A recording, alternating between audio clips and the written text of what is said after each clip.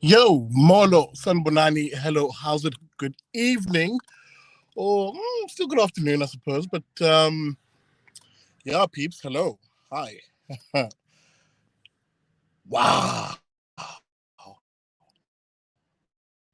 Wow, wow. What a mixed bag of election results that we're seeing at the moment. I suppose to an extent to be expected, given just how volatile the run up of the elections were. Goodness gracious me, the results are very telling. There will be tears and cheers for some and not others. And yeah, man, there are a few parties that are and that can, pardon me, and should be perhaps popping the champagne, even though the results are relatively speaking still early days, although we are seeing them mature as they come in. Now, I'm not going to spend the stream going into all of the individual results. This is going to be a short vlog, really, more along the trends of what we're seeing tomorrow on the Big Daddy Liberty Show.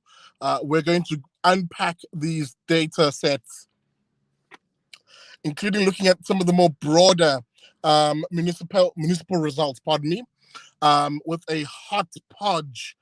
Wait, that's not a word. With a hot panel. Let me call it that. A hot panel tomorrow on the Big Daddy Liberty Show. So don't miss it. That's Wednesday at 7 p.m. So today, right now, I just want to speak to you about what we're maybe just seeing at the moment. There's some really important trends, guys, that we're seeing at the moment. Yes, let's begin at the more depressing one. The ANC is still winning far too many parts of the country. The Eastern Cape, for example, is a bit of a poop show uh, because it does seem that folks down there are quite. What's going on with the camera here? There we go. It does seem as though folks down there are quite happy with retaining the status quo of that trash party. So, one of the things I was even saying now, just as I was chatting to a friend, is what you'll quickly find, especially as other parts of the country are abandoning the ANC, that sympathy for ANC failure, sympathy for the disaster, the humanitarian disaster that can sometimes develop from the corrupt comrades will wane very quickly. People will have very little sympathy for parts of the Eastern Cape when they then start, for example, burning and rioting and having so-called service delivery protests. Because a lot of people ask themselves the questions. You had the opportunity to get rid of the corrupt louts that are the ANC, and you didn't do it. So tough shit. That's all. Tough pity. Uh, will be perhaps an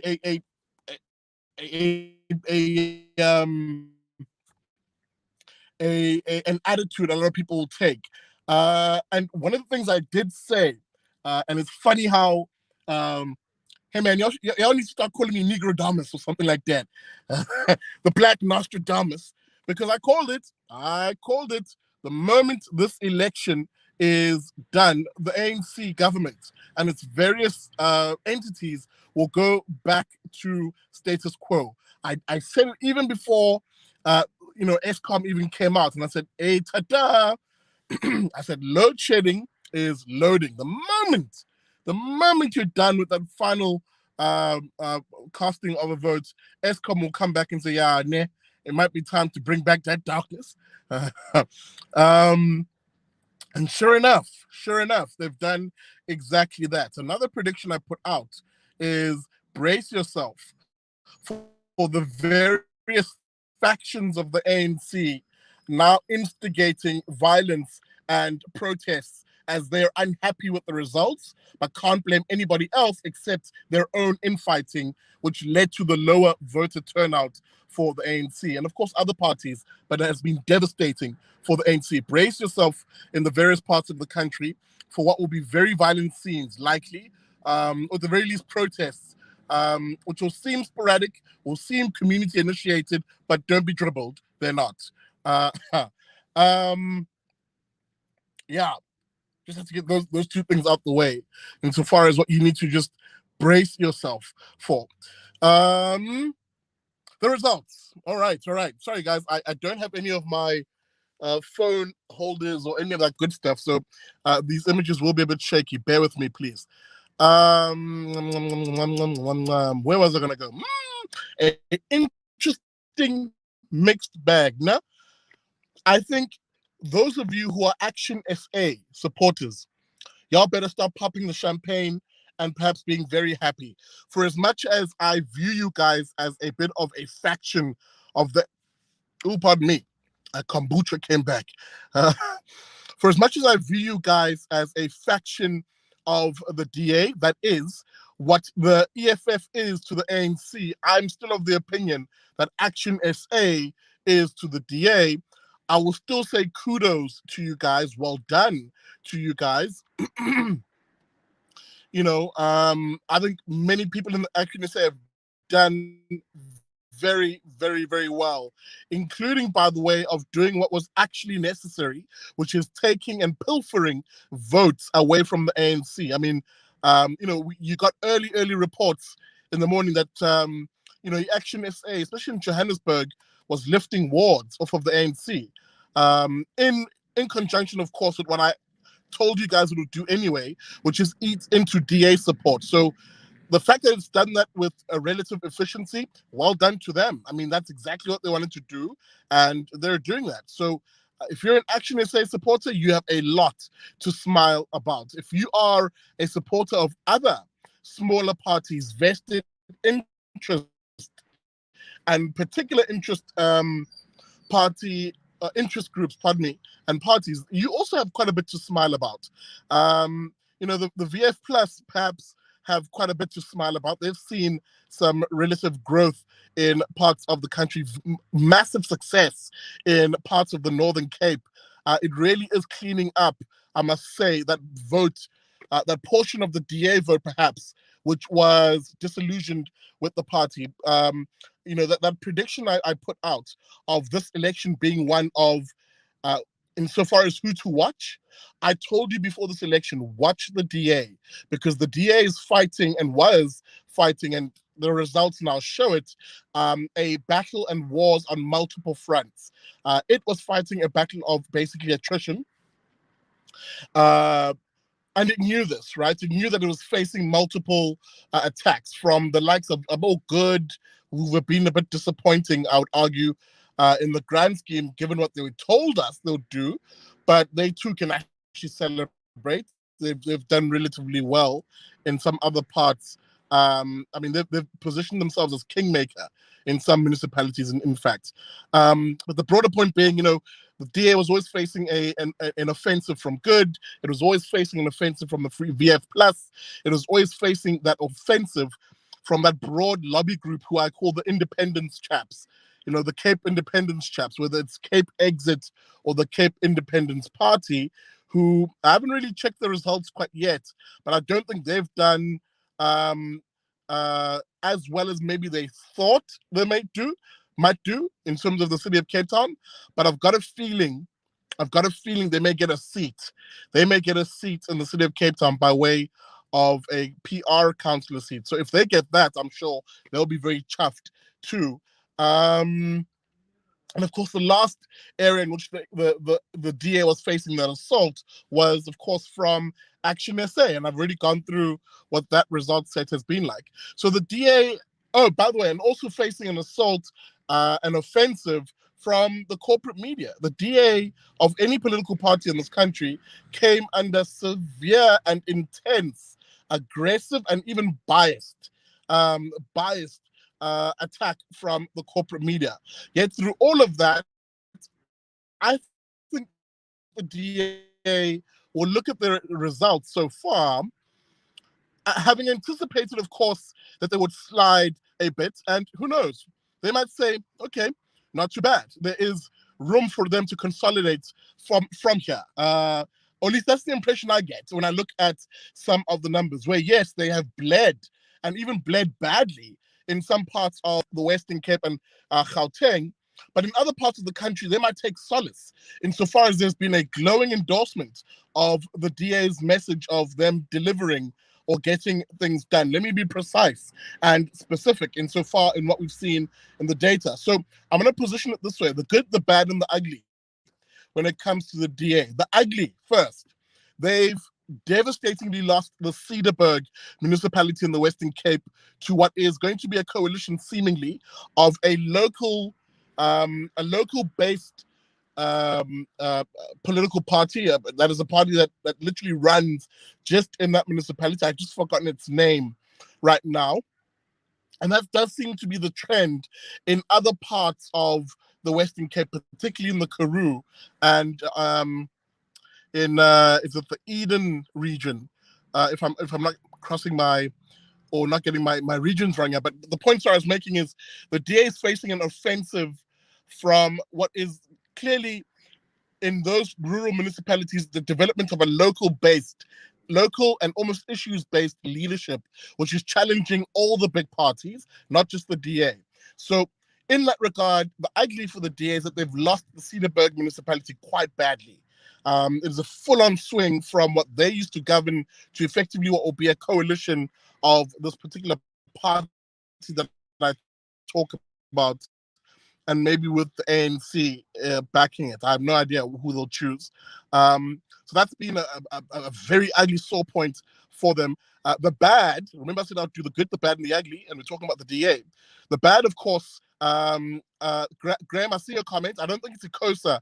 The Ikosa is more in Beaufort West and the other region. I just can't think of its name, but if I get it, I'll remember. But it's irrelevant. The point is, it's a local-based political party. Where was I going?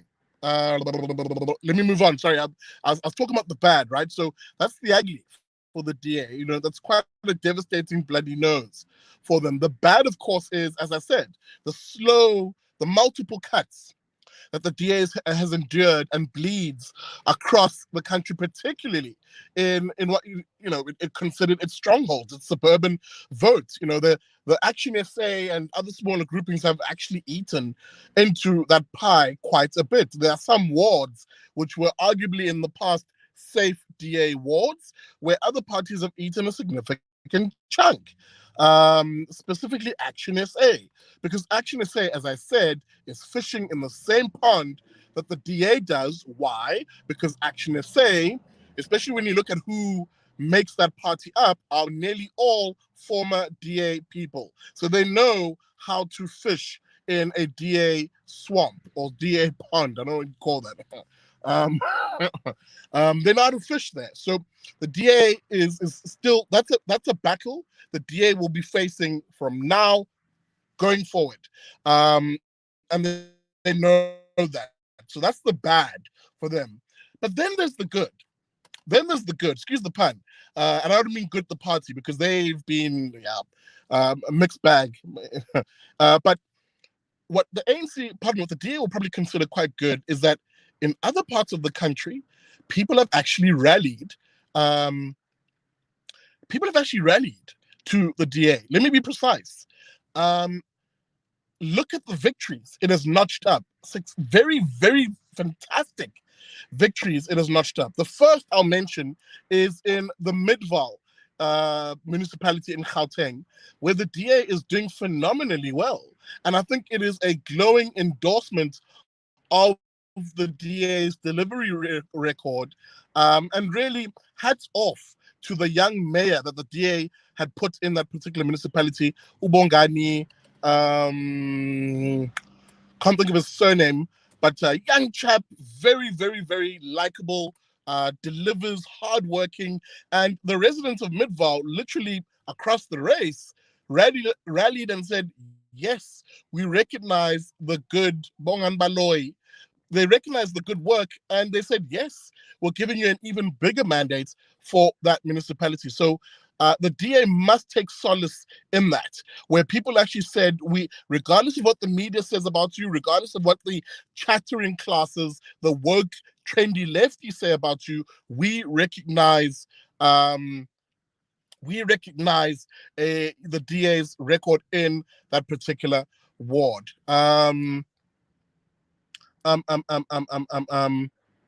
What was I saying? Sorry, that was the first one. The first one was in Midval. But then, the one area which I think the DA will probably literally trumpet its own horn on will be in KZN. The DA is notching up some serious victories across KZN, including winning a municipality in that part of the world outright. The municipality that encompasses the charming town, the charming Midlands town of Howick, the DA has won very convincingly, and it has been, as I'm now reading the analysis, a long time coming, but the DA has put in the work. So again, all political parties, including the DA, will have a good, the bad, and the ugly, and they'll take solace in basically seeing people gravitate towards those people. And again, KZN is another province, my home province. Shout out to KZN, folks. KZN is another province which you should watch, because KZN residents are literally beginning to turn their back aggressively from the ANC to the ANC. They're turning away from that ANC, so that you should understand and put paid any myths that there was always going to be an ANC of Jacob Zuma, which Zulus and KZN people will be swearing allegiance to. All of that is poppycock. KZN residents, perhaps scarred by what they saw in those July riots, scarred and tired of the ANC's bull crap over the years, are literally saying to hell with the ANC. And the IFP, the Inkatha Freedom Party, shout out to the IFP, literally doing an almost clean sweep of northern and central KwaZulu-Natal. It has been amazing to watch what the IFP has done in its resurgence in that particular province. And I really mean a slam dunk of the ANC. It is frightening to see how the ANC has been routed from that region. And I mean convincingly, margins of 80% in some cases. I even shared a meme and joke on my social media about the municipality of Nkandla. That's where Jacob Zuma lives, the famed Jacob Zuma of the ANC, where how people literally stood in line with Jacob Zuma to vote, probably even cracked a joke, smiled at him, and then literally proceeded to vote every single one of his ANC trash pandas out of Nkandla and give the IFP a near 80% win in that part of the world. And again, I could be wrong on the numbers, because the last time I looked at it was midday. But I mean, again, the trends are very, very, very telling. And Petojo, I see you, homie. It really is an ANC's memorial service in that part of the world, and really in a lot of South Africa. South Africans are coming together, I think, and they're realizing that actually there is life beyond there's life beyond the ANC. And beyond that, even though their options are limited insofar as, political parties, they'll still move and even are willing to support smaller political parties. And that's what we've seen as being the trend in this election. Then, which brings me to what I mentioned earlier on, but I want to flesh it out a little bit. Remember when I was talking to you about how other parts of the country are actually beginning to see change, and how the story of this election will be the number of hung municipalities. That is a municipality where there is no clear outright winner and coalitions will have to be formed. In that regard, the only place in this country where we're still seeing the ANC win reasonably in a convincing fashion is in the Eastern Cape. And those people there, I'll repeat this point, and it will sound mean, but I don't care. It's analysis. Deal with it. Facts don't give a damn about your feelings. The only part of the country where we're seeing the ANC still retain a stubborn vote base is in the Eastern Cape. And I put it to you that as things collapse even further and crumble, and those folks then do what they do all the time, which is to then, you know, protest and throw a hissy fit, I think you're going to see more parts of the country simply not have any sympathy for people in that part of the world. I think that's just going to be a simple equation where the rest of the country who have made that leap away from the ANC, whether they did it by actively voting in that direction or they did it as ANC supporters who chose not to come out and vote in order to register their disappointment. I think quite simply, those people who've made that leap, I want to say, to hell with you in the Eastern Cape, or to hell with you who chose your ANC oppressors. You deal with them. We don't give a damn. We're dealing with a coalition here, or we're dealing with what has been a change in government.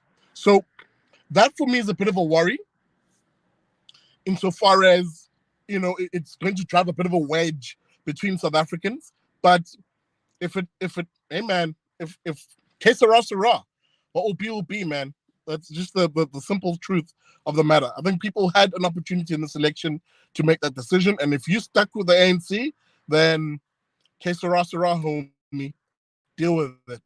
But let me conclude my thoughts, guys, because I had fun in this vlog. And as I said, we're going to do a full breakdown, all your questions tomorrow on the Big Daddy Liberty Show. Oh my goodness, guys. Just do not miss it tomorrow at 7. We'll break down all the numbers. What did I want to say as the last point?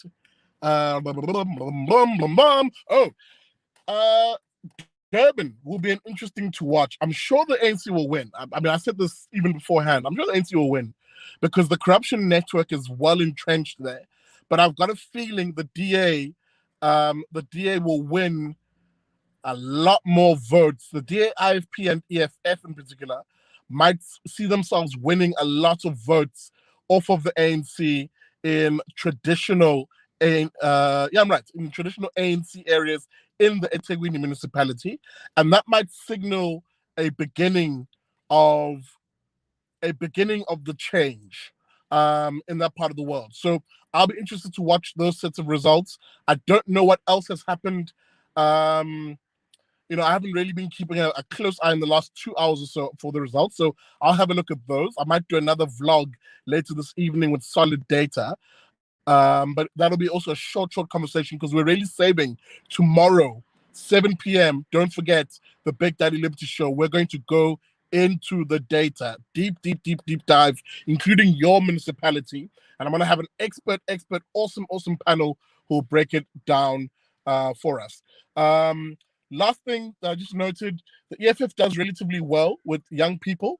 I mean, here in Cape Town, for example, they won quite a significant support base around Mowbray, which makes sense because that's where all the UCT students are. And I think you'll see that trend around the country. I must share the joke a little bit, though, because if you were someone who lives in the bubble of social media, you would have thought that EFF is going to do a clean sweep of metros across the country. Indeed, the bluster and the rhetoric leaned and lent itself to that. For example, them filling stadiums and really projecting. But if I'm to be brutally honest, for the amount of investment and the returns they're getting, I don't think the EFF would and should be as happy as perhaps they'll project themselves to be. It has been a little. I mean, they'll get growth, and I'm sure they'll celebrate the growth.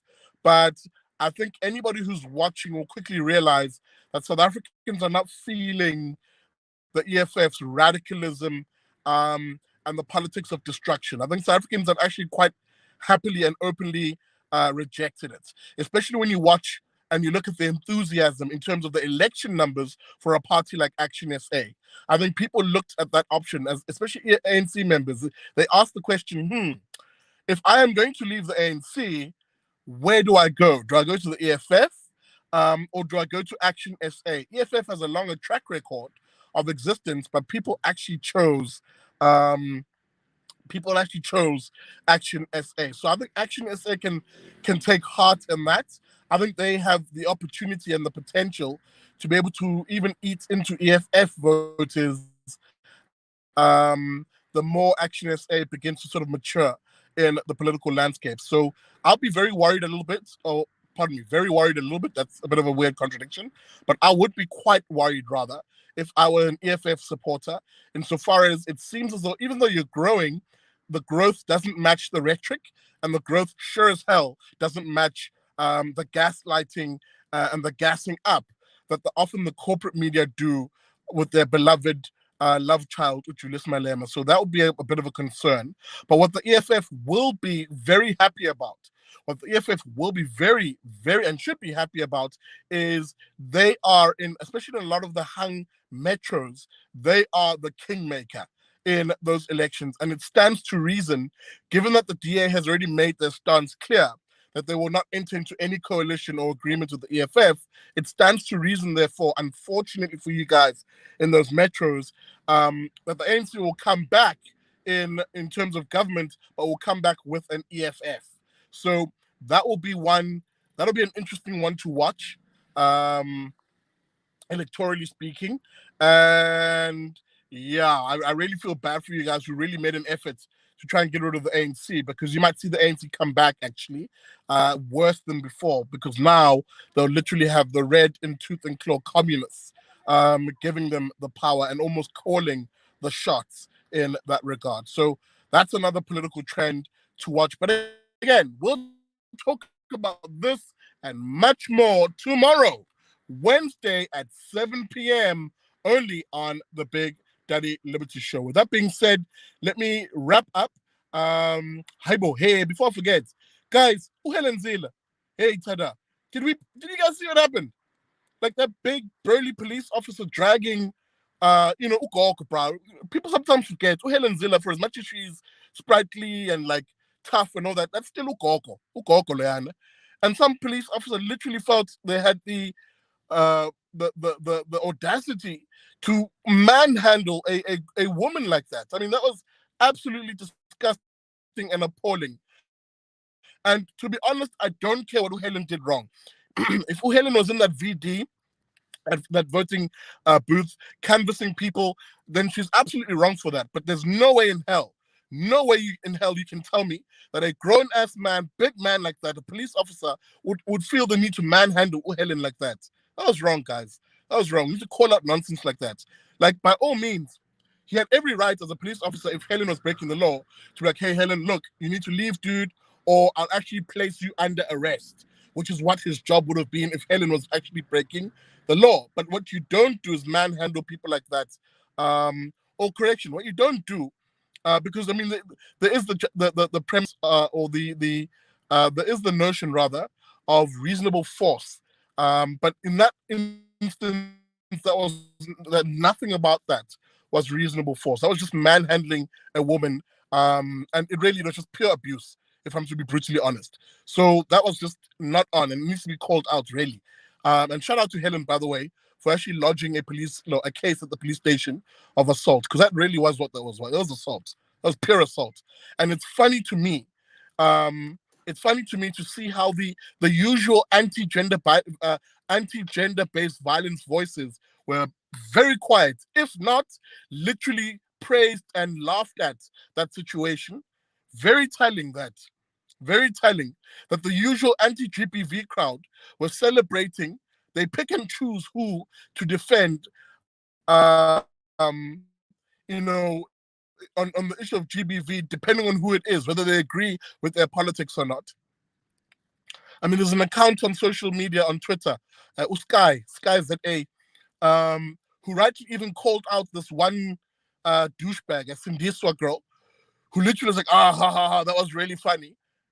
Yet that same chick has on her social media profile how women must stand together and blah, blah, blah, blah, blah, blah. That usual gender grifting nonsense that the feminist type and the GBV advocates often talk about.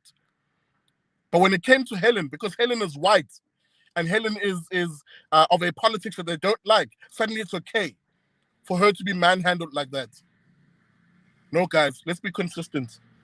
It's either you defend a principle or you don't. It's either you stand for something or you shut the hell up. Because I sure as hell will not be taking any of these anti-gender-based violence grifters seriously now. Now that they've shown their hand. They've shown their hand. And the cops, by the way, it's not the first time they're doing this. Not the first time they're doing this. Anyway, let me wrap it there. Guys, thanks for watching. Hit that like button, please. Don't forget, you owe me my likes. Hit that like button. And yeah, but yes, I'll see you tomorrow, maybe tonight later, if there's something interesting I want to chat about. But, another vlog. But otherwise, I'll see you tomorrow, Wednesday, 7 p.m. The Big Daddy Liberty Show will crunch the numbers like no one else can. So please do not miss it. With that being said, thank you for watching. And as I always say at the end of every video, never trust a commie.